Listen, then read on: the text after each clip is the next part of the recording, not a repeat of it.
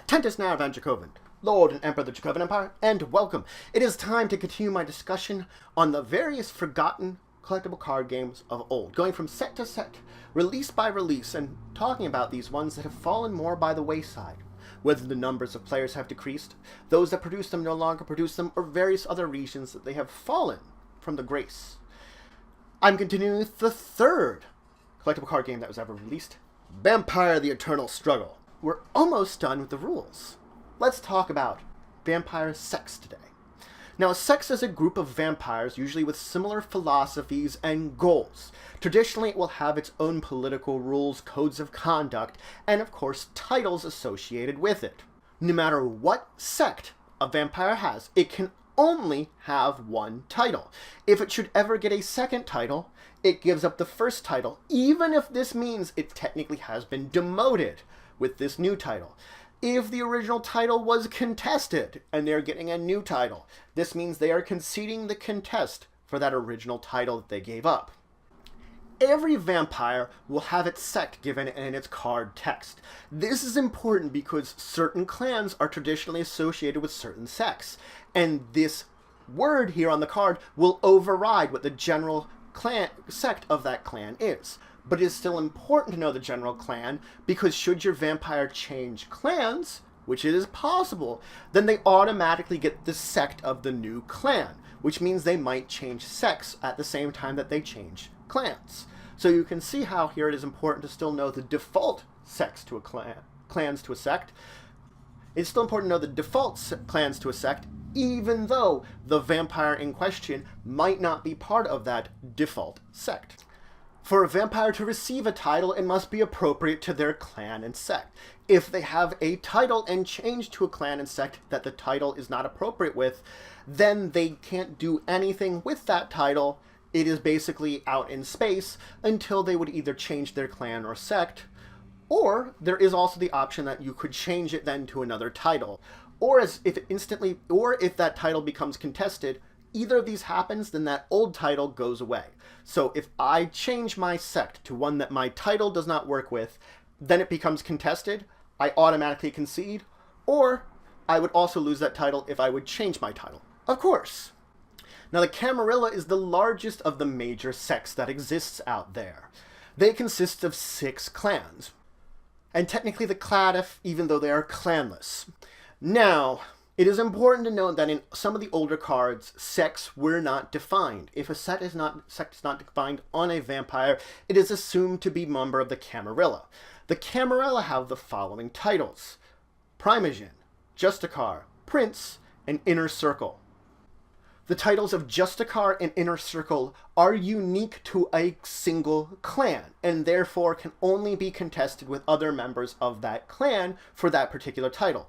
The title of Prince is unique to a city, so therefore if another vampire tries to get a title in that city, then they contest it with them regardless if that title is Prince or a similar one that would be over in charge of a city. Primogen is not a unique title, and therefore it cannot be contested. The second major set is the Sabbat, which consists of 15 clans, including the anti-tribute of the 6 clans we talked about before, plus a few more. Many of them have this kind of wax shield shape behind their clan symbol to sort of represent them. They have the titles of Bishop, Archbishop, Princess, Cardinal, and Regent. The title of Archbishop is unique to a city, and therefore would contest with other city titles, just like Prince, as we talked about before. The other Sabbat titles are not unique, and therefore cannot be contested, with the exception of Regent, which is a unique title. Regent will count as a cardinal for the purpose of other cards, but they get an additional vote. The anti-tribute clans are unique. They are not the same as the non-anti-tribute clans, therefore they are definitely treated separately. And if a card should mention the normal clan and not the anti-tribute clan, it is not the same. They are considered separate. This also means that should your anti-tribute version of a clan change sects and perhaps go something, let's say, for the Camarilla, they do not automatically change to the normal non-anti-tribute version of that clan. They are still the anti-tribute version of it. They have just changed sects. The third major group is the Liban. Now, the Libans have 4 clans associated with them. They also have 2 titles, the Kolo and the Magaji. Now, the Magaji is not a unique title, and therefore it cannot be contested. But the Kolo is unique to each clan. Basically, Kolo's unique title that there's only one member of in every clan that would have it. So only those clans within the Liban would have the Kolo title, and each of them only has that one that is unique and could be contested. Any other clan that is out there is considered independent. Independent means they are not associated traditionally with any of these sects, at least not automatically. It will say if it's independent, and it could have independent on some of the members of those clans that would be normally part of those sects, just as I talked about before, making them independent in that case. In some older cards, they mention that they are non-Camarilla. Non-Camarilla just means independent. It means that in this case it's also non-Sabbat, non-Liban.